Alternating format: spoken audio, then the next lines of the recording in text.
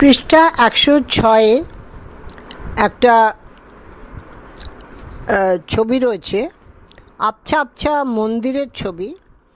তার সামনে একটা লাঠি নিয়ে বসে আছে একজন মহিলা, তার পেছনে আরেকজন দাঁড়িয়ে আছে।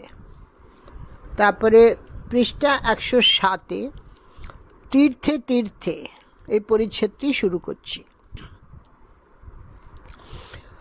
ঈশ্বরই সুধীরার মনের আনন্দ, প্রাণের শান্তি। তার জীবনের মূল উদ্দেশ্য ছিল ঈশ্বর লাভ। বহু কর্মের মধ্যেও তাকে পাওয়ার আকুলতা সুধীরাকে অধীর করে তুলত। হৃদয়ের আবেগে তিনি গাইতেন তার প্রিয় রবীন্দ্রসঙ্গীত। আছো অন্তরে, গানটা দিয়েছে, আছো অন্তরে চিরদিন, তবু কেন কাঁদি? তবু কেন হেরি না তোমার জ্যোতি? কেন দিশাহারা অন্ধকারে? অকুলের কুল তুমি আমার, তবু কেন ভেসে যাই মরণের পারাবারে? আনন্দ ঘন বিভু তুমি যার স্বামী, সে কেন পথে ফিরে দাঁড়ে দাঁড়ে? ইনভার্টেড কমার ভেতরে গানের কিছুটা অংশ আছে। চিরপথিক সুধীরাকে পথ বারবার আকর্ষণ করেছে। বহুবার গেছেন পথের দেবতার সন্ধানে। তাই তার এই ব্যাকুল ক্রন্দন, সমাজের শৃঙ্খল, শারীরিক অসুবিধা, পথের ক্লেশ সবই তুচ্ছ তার আন্তরিক ইচ্ছার কাছে। আগে উল্লেখ করা হয়েছে, মাত্র 16 বছর বয়সে পায়ে হেঁটে পুরুষোত্তম ক্ষেত্রে জগন্নাথ দর্শনের জন্য গিয়েছিলেন। 1910 সালে তিনি প্রথম হরিদ্বার হয়ে কেদার বদ্রী যান। হৃদয়ের উদ্বেল আনন্দ চিঠিতে প্রকাশ করেন, ইনভার্টেড কমার ভেতরে, আমরা প্রথমে আগ্রা, পরে দিল্লি, হরিদ্বার দেখিয়া কেদার ও বদ্রী নারায়ণ দেখিতে গিয়াছিলাম।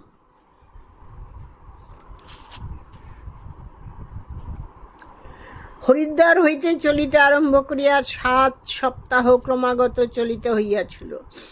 রোজ প্রায় 10-12, কখনো 16 মাইল পর্যন্ত চলিয়াছি। সেই হিমালয় ভ্রমণ বড় সুখের ও বড় আনন্দের। পাশে হিমালয় পর্বতের ছবি দিয়েছে, কিছু কিছু জায়গা বরফ ঢাকা। আমি এমন সুন্দর স্থানে এই 2 মাস ঘুরিতেছিলাম যাহা স্বপ্নাতীত। কখনো কল্পনা করিতে পারি নাই যে এইরূপ করিয়া এমন সুন্দর স্থানে ঘুরিতে পাইব। দয়াময় তিনি তাহার এই অপূর্ব সৌন্দর্য দেখাইবার জন্যই আমাকে লইয়া গিয়াছিলেন। আমার ফিরিবার একান্ত ইচ্ছা ছিল না, কিন্তু তাহার ইচ্ছাই পূর্ণ হোক। সম্পূর্ণ নির্ভর না করিলে প্রাণে শান্তি পাওয়া যায় না। চিঠির কথাটা ইনভার্টেড কমার ভেতরে। তারপর দুর্গম তীর্থপথে বিশ্ব প্রকৃতির সাথে তিনি যেন অনুভব করেন তার একান্ত যোগ। এই যোগটিতে নেই কোনো দ্বন্দ্ব, নেই কোনো বিরোধ। ইচ্ছার সঙ্গে ইচ্ছার সংঘাতও নেই সেখানে। আছে শুধু নিজেকে ব্যপ্ত করে বড় আমি, ইনভার্টেড কমার ভিতরে, সঙ্গে মিলনের চেষ্টা।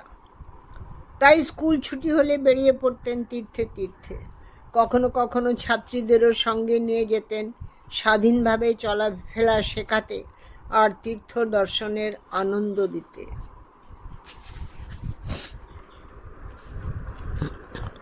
পৃষ্ঠা 109। এই পৃষ্ঠায় সাইডে ছোট করে দিয়েছে লেখা বিশ্বনাথ মন্দির, কাশী মন্দিরের ছবি দিয়েছে। 1911 সালে সিস্টারের মৃত্যুতে সুধীরা খুবই আঘাত পেয়েছিলেন। তিনি অত্যন্ত অসুস্থ হয়ে পড়লেন। বায়ু পরিবর্তনের জন্য সরলা ও অপর একজনকে সঙ্গে নিয়ে প্রথমে কাশী যান। এই প্রথমবার কাশী আসার পর আরও বেশ কয়েকদিন তিনি এখানে এসেছিলেন। এইবার 64 যোগিনী ঘাটের কাছে তার এক আত্মীয়ের বাড়িতে থাকতেন ও ওই ঘাটে নীরবে দীর্ঘ সময় কাটাতেন। ধ্যানের আবেশ ছড়িয়ে যেত মনে, যার রেশ থাকতো অনেকক্ষণ। এখানে সুধীরার দুর্বল শরীরের জন্য সরলা স্যুপ ও হালকা খাবার তৈরি করে দিতেন, যাতে সুধীরা তাড়াতাড়ি সেরে ওঠেন। নির্ভীক সুধীরা পাণ্ডার সাহায্য ছাড়াই একা একা ঘুরে কাশীর পথ ঘাট চিনে নিয়েছিলেন। গঙ্গা তীরে বহুক্ষণ জপ ধ্যান করতে খুবই ভালোবাসতেন।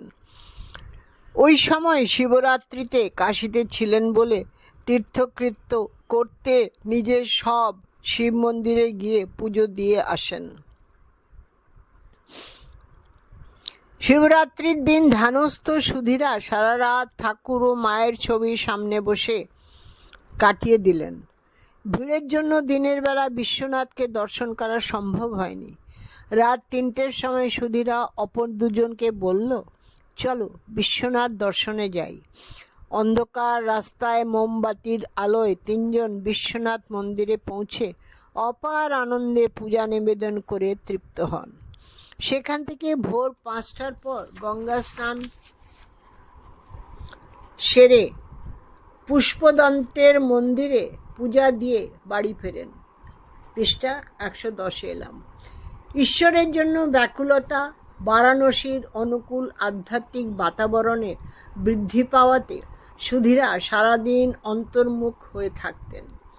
সৎসঙ্গে সঙ্গীরাও সাধন ভজন করতে অনুপ্রাণিত হতো। তীর্থবাসের অমূল্য মুহূর্তগুলি তপস্যাময় হয়ে উঠত। তাই দিব্যভাবে পূর্ণ হয়ে সুধীরা চিঠিতে লেখেন, ইনভার্টেড কমার ভেতরে চিঠির কথাটা,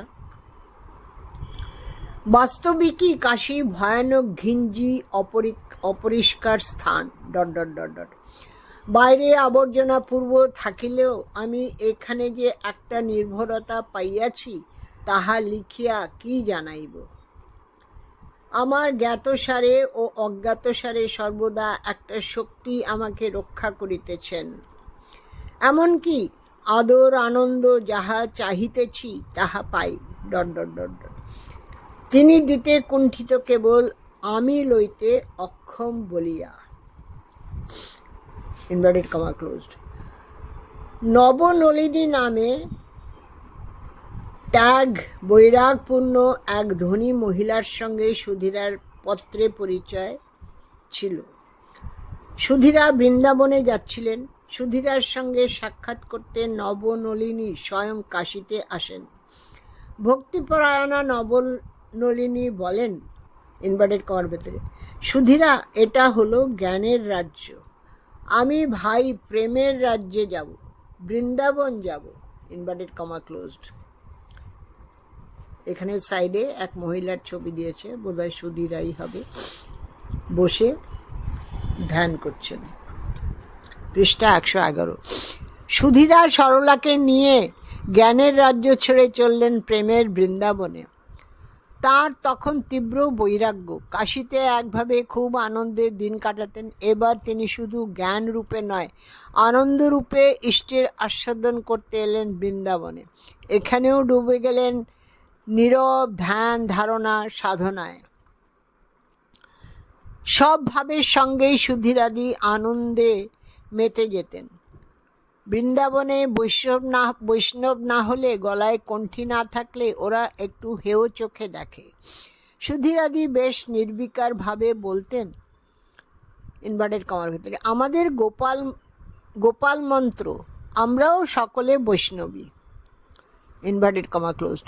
শ্রীরামকৃষ্ণ হলেন সর্বদেব দেবীর স্বরূপ। সেই ভাব থেকেই সুধীরাদি ওই কথা বলতেন। যেখানেই যেতেন সেখানকার পরিবেশ পরিজন তার আপনার হয়ে উঠত। বাইরের সৌন্দর্য হয়তো তার ছিল না, কিন্তু তার অন্তরের মাধুর্যে ও ঐশ্বর্যে সকলে মুগ্ধ হতো। বৃন্দাবনে কীর্তন ভজনে সময় কেটে যেত। কখনো কখনো নতুন নতুন কীর্তন শিখতেন। আবার কখনো কখনো ঠাকুর, মা, স্বামীজির ফটোর কাছে জপ ধ্যানেও ডুবে যেতেন। সুধীরাদির মেজদাদা সেই সময় সিমলায় থাকতেন। তিনি সুধীরাদির শরীরের জন্য উদ্বিগ্ন হয়ে সিমলা যেতে লিখলেন। 1 মাস পর সুধীরাদি বৃন্দাবন থেকে মথুরা গেলেন। সরলাকে মথুরার দর্শনীয় স্থান দেখিয়ে রাত 3টের সময় সিমলা যাওয়ার জন্য দিল্লির গাড়ি ধরলেন। গাড়ি এসে পৌঁছানোর আগে স্টেশনে বসে সরলাকে উপদেশ, পৃষ্ঠা 112, দিয়ে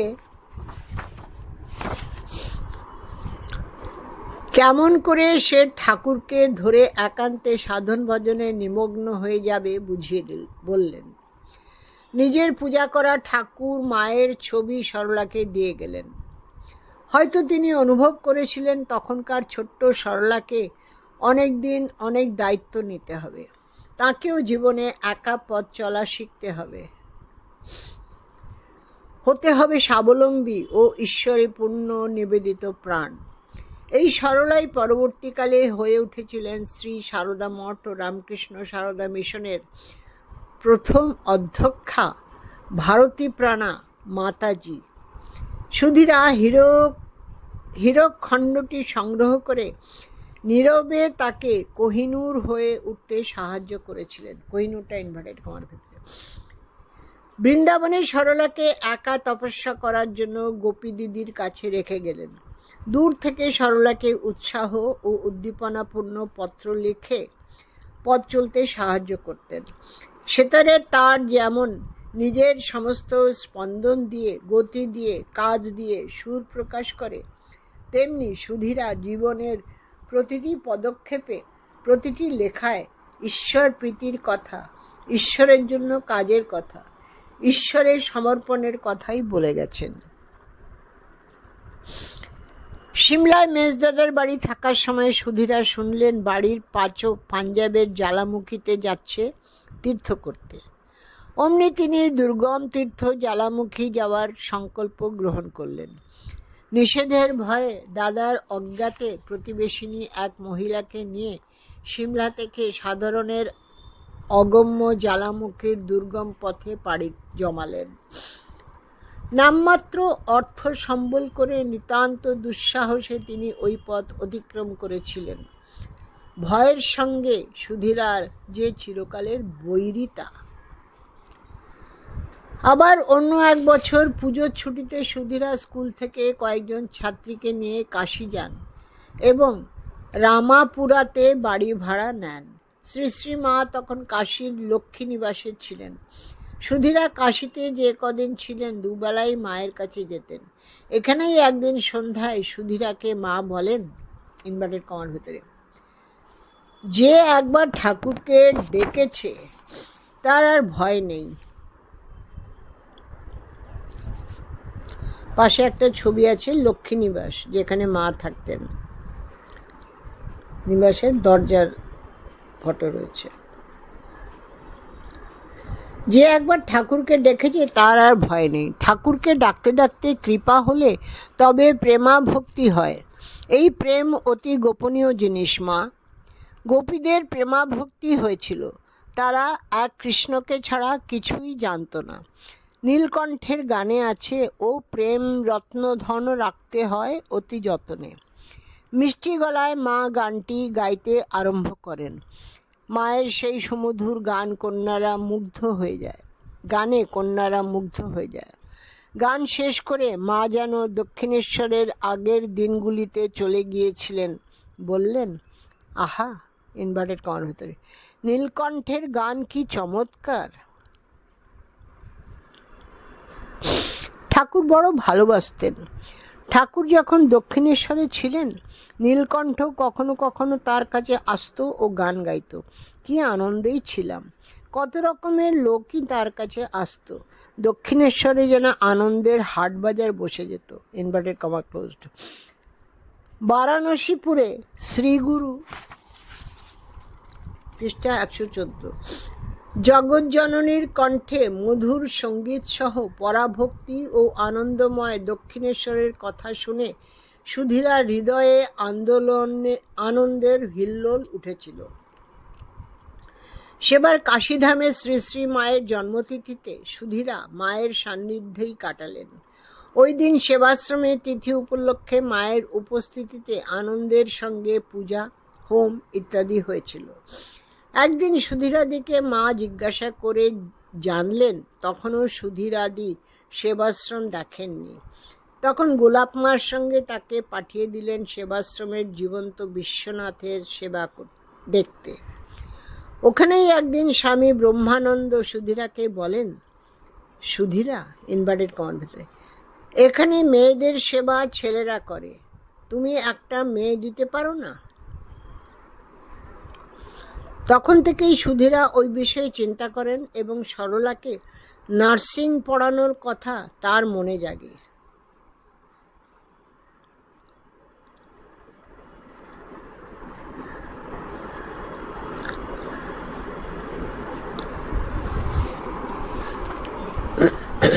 বিশ্বনাথের সেবাশ্রম এটা। পরবর্তীকালে নার্সিং পাশ করার পর সরলাকে নিয়ে মহিলাদের সেবার ব্যবস্থা করতে সুধীরা কাশী গেলেন। কয়েক মাস আগে নিবেদিতার ছাত্রী প্রফুল্ল গিরিবালা কাশীতে একটা স্কুল খুলেছিলেন।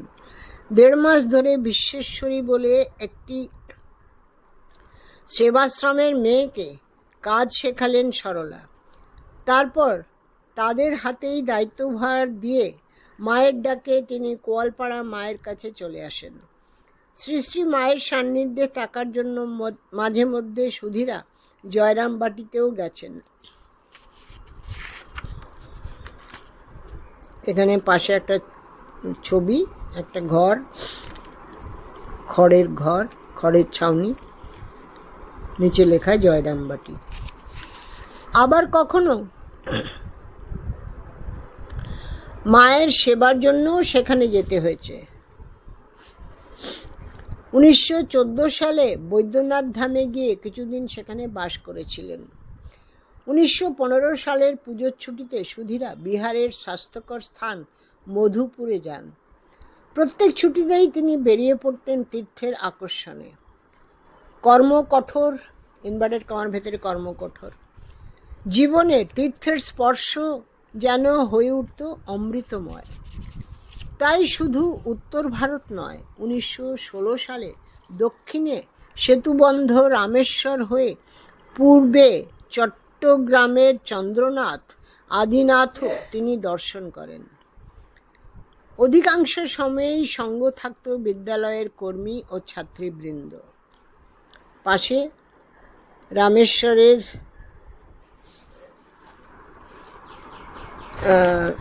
মন্দিরের যে ঢুকবার রাস্তাটা সেটা দিয়েছে, নিচে লেখা রামেশ্বর। তাদের সব ভার সুধীরার সংঘের নেতৃত্ব তাঁর রক্তে। শুধু দায় দায়িত্বই নয়, আর্থিক ব্যয়ভারও বহন করতেন সুধীরা। শ্রী শ্রী মা একবার সুধীরার প্রসঙ্গে বলেন, ইনভার্টেড কমার ভেতরে, যখন খরচ চলে না, বড়লোকের মেয়েদের গান বাজনা শিখিয়ে মাসে 40-50 টাকা আনে। স্কুলের মেয়েদের সব শিখিয়েছে, সেলাই করা, জামা তৈরি করা। সে বছর 300 টাকা লাভ হয়েছিল। ওই টাকায় ওরা সব হেতা হোতা যায় পুজোর সময়। সুধীরা দেবব্রতের ভগ্নী। ভাই নিজে স্টেশনে আড়ালে থেকে ভগ্নীকে টিকিট কাটতে, একলা গাড়িতে উঠতে এসব শেখাতো। সুধীরাও, এটা ইনভার্টেড কমার ভিতরে মায়ের কথাটা, সুধীরাও তীর্থভ্রমণের মাধ্যমে ছাত্রীদের নির্ভীক, তেজস্বিনী ও স্বাবলম্বী করে তুলতে চাইতেন, যেমনটা তিনি শিখেছিলেন তাঁর দাদার কাছে। পৃষ্ঠা 116। বড় দাদা দেবব্রত শুধু পার্থিব জীবনের দিশারি ছিলেন না, আধ্যাত্মিক সাধনায় খুরের ধারের মতো তীক্ষ্ণ দুর্গম পথে চলতে গিয়ে বনটি যখন থমকে দাঁড়াতো, তখনও দেখি এই দাদাই দেখিয়েছিলেন আলোর নিশানা।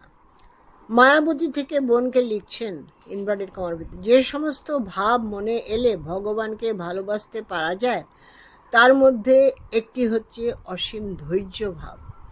অসীম কিনা, যে ধৈর্য কিছুতে ভাঙে না। এই ধৈর্যের ভাবটি অত্যন্ত দরকার। এতে হৃদয়কে বিশাল করে দেয়। সেরকম বিশালতা বা ধৈর্য না থাকলে ভগবানের মতো মহৎ বস্তুর সঙ্গে ভালোবাসাবাসি কি করে হবে? হৃদয়টা রাস্তার জল দেওয়ার ফোয়ারার মতো না করে গভীর সমুদ্রের মতো করার চেষ্টা করতে হবে। ওই ফোয়ারাগুলোর অবস্থা দেখছো তো? ফরফর করে তোড়ে জল বার করে খানিকক্ষণ রাস্তাঘাট ভিজিয়ে দিয়ে গেল, তারপরেই একদম বন্ধ। জল যদি বেরোয় তো ফোঁটা ফোঁটা। হৃদয় যেন এরকমটা না হয়।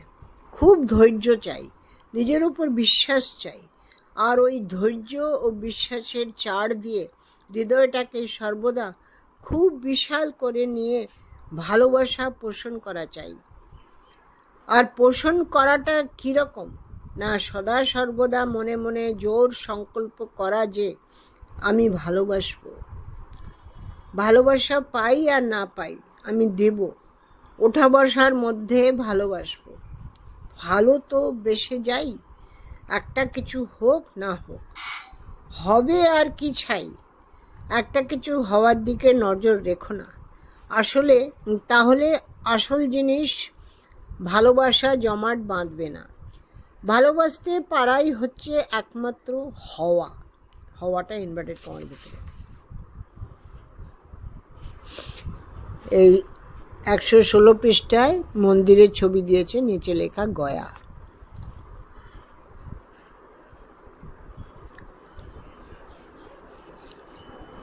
ভালোবাসতে পারাই হচ্ছে একমাত্র হওয়া। আর যেসব শোনো সিদ্ধাই, সমাধি বা তত্ত্বজ্ঞান প্রভৃতি ওগুলো ভালোবাসার আসর সাজানো। ক্রমে এই নিঃস্বার্থ ভালোবাসাই হয়ে উঠেছিল সুধীরার জীবনের মূল সুর। পৃষ্ঠা 117তে এলাম।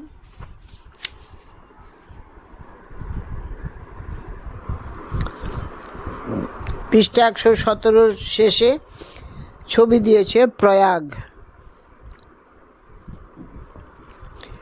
আরেকবার কাশী যাওয়ার পথে গয়ায় ঘুরে যান সুধীরা।